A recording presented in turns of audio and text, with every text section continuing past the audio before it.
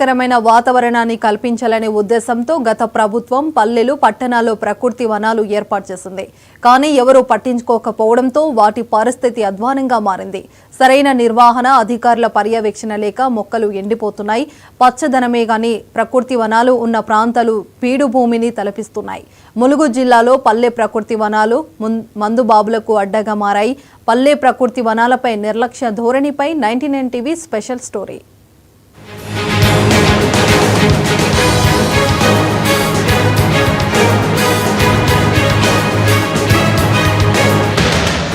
ఏదో మొక్కలు నాటామా వదిలేశామా అన్నట్లుగా ఉంది పల్లె ప్రకృతి వనాల పరిస్థితి.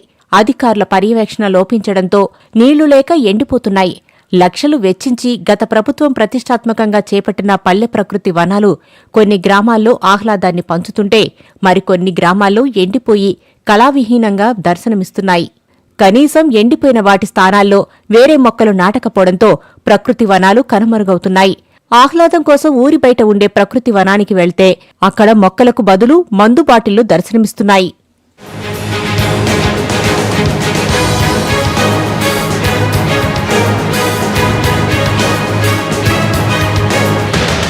ములుగు జిల్లాలోని ఏజెన్సీ ప్రాంత మండలాలైన వెంకటాపురం, వాజేడు మండలాల్లో లక్షలు ఖర్చు పెట్టి పల్లె ప్రకృతి వనాలు ఏర్పాటు చేసిన బోర్డులు తప్ప నాటిన మొక్కలు కనిపించడం లేదు. గ్రామ పంచాయతీలో పల్లె ప్రకృతి వనాల్లో నాటిన మొక్కలన్నీ కనుమరుగవుతున్నాయి.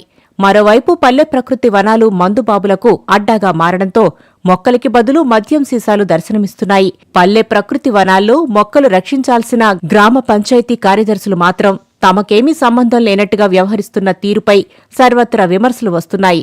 పల్లె ప్రకృతి వనంలో మొక్కలకు నీటి కోసం ఏర్పాటు చేసిన వాటర్ పైపులు, ప్రకృతి వనాల చుట్టూ ఏర్పాటు చేసిన కంచె ఫెన్సింగ్ మాయమైపోయాయి.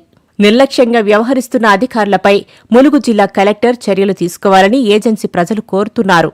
ఈ 2 మండలాల్లో వేలాది లక్షలాది రూపాయలు ఖర్చు పెట్టిన ఏ పల్లె ప్రకృతి వనంలో కూడా మొక్కలు లేకపోవటం, చచ్చిపోవటం, వాటిని కనీసం వాటి గురించి నీళ్లు పోయటం కానీ, లేకపోతే బోర్లు కూడా వేసి కొన్ని చోట్ల బోర్లు కూడా పట్టించుకుపోవడం వల్ల చాలా వరకు ప్రభుత్వ అధికారులు కూడా నిర్లక్ష్యం చేయడం వల్ల ఈ నష్టం అనేది జరుగుతున్నది. కాబట్టి ఇప్పటికైనా సరే ప్రభుత్వ అధికారులు స్పందించి ఈ పల్లె ప్రకృతి వనాలని పునరుద్ధరణ చేయాలని కోరుతూ సిపిఎం పార్టీగా నేను డిమాండ్ చేస్తున్నాను. ప్రకృతి వనాలు అనేది గత ప్రభుత్వం చేపట్టింది. కానీ ఇంతవరకు ఆ ప్రభుత్వం అప్పుడు ఆ ప్రభుత్వం అయినా ఈ ప్రభుత్వం అయినా కనీసం మొక్కల సంరక్షణ గురించి పరుచుకుపోవటం వల్ల ఏలాది మొక్కలు ఎండిపోయి కొన్ని వేల రూపాయలు, కొన్ని కోట్ల రూపాయలు ఖర్చు పెట్టి వృధా అయినాయి. కాబట్టి ఇప్పటికైనా సరే ఈ అధికారులైనా ఈ ప్రభుత్వం అయినా స్పందించి మళ్ళా మొక్కలు పునరుద్ధరణ చేసి పల్లె ప్రకృతి వనాలని డెవలప్మెంట్ చేయాలని కోరుతూ ఈ వెంకటాపురం వల్ల మాజీ జెడ్పీటీసీగా నేను డిమాండ్ చేస్తున్నాను.